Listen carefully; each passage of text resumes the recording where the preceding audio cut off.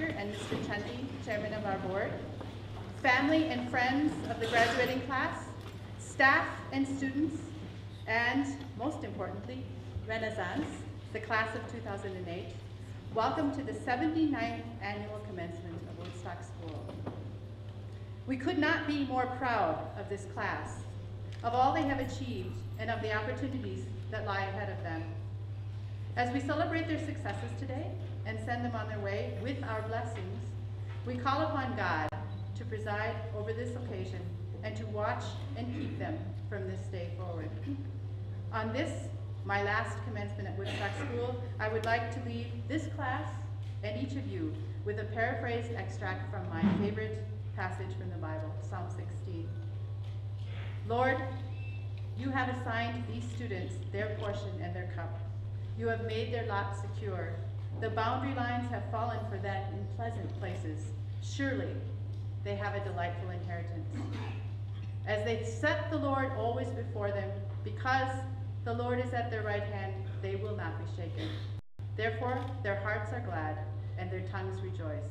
You have made known to them the path of life. You will fill them with your joy, your presence, and with eternal pleasures at your right hand.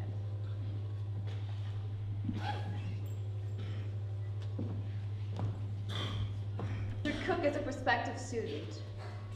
As I walked into his office and sat down, the second question he asked me was how many cigarettes I smoked in a day.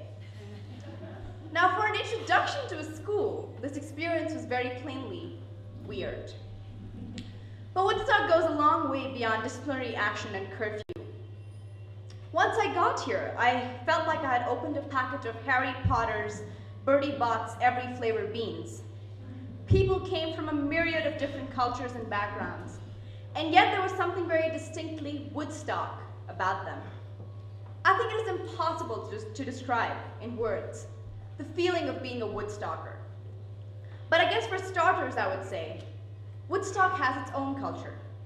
Partly hippie, partly cosmopolitan, and partly just Missouri. A typical Sunday morning will be a hearty breakfast of pancakes and YY with cheese at Charlottetown, with, if nothing else, the pretense of going to church. Often Woodstock students are called cross-culture kids, but I think more than anything else, they're part of the Woodstock culture. But this is not to say that the community is homogeneous. Just like in a packet of the magical beans, one comes across earwax and pepper flavors. In the RO8 bag, we have the likes of Nita and Gompo. No two people are even closely similar, and yet they're all part of the bigger whole that is Woodstock. This unique sense of solidarity in the midst of diversity is my interpretation of Woodstock. I think that another thing about Woodstock that has had very great impact on me is how right from the day I arrived here, I was made to feel at home, mind you, including the interview. There was a genuine warmth that radiated from the surroundings and the people that greeted me into this community. From countless hot chocolates and chai at dorm parents' apartments to dinners at various teachers' homes, food has been a medium for everything ranging from academic discussions to sentimental confessions. On my more blue days, people who I had only exchanged smiles with in the hallway came and asked me what was wrong. And I think that sense of care is what I depart with from Woodstock. Today, on the day of our graduation, I would request all members of our class to ponder upon the journey up to this point, and not so much the fact that it is the end.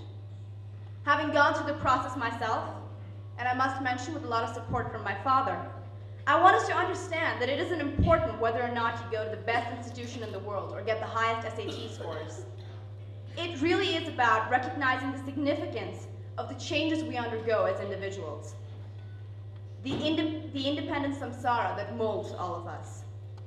On behalf of the graduating class of 2008, I request all members of this congregation to appreciate us for what we are really about, an ever-changing entity, Renaissance. Thank you.